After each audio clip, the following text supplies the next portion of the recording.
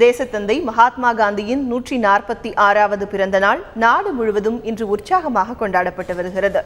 இதையொட்டி தலைநகர் டெல்லியில் காந்தி நினைவிடம் அமைந்துள்ள ராஜ்காட்டில் பிரதமர் நரேந்திர மோடி மலர் தூவி மரியாதை செலுத்தினார்.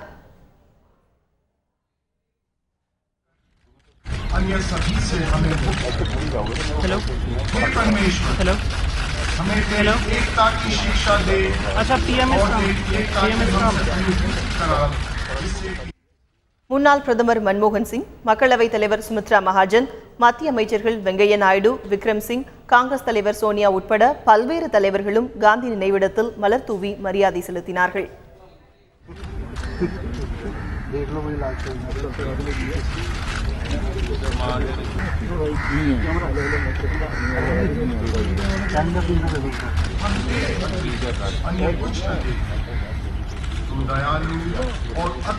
இதேபோல் மறைந்த முன்னாள் பிரதமர் லால் பகதூர் சாஸ்திரியின் 111வது பிறந்த நாள் இன்று கொண்டாடப்படுகிறது.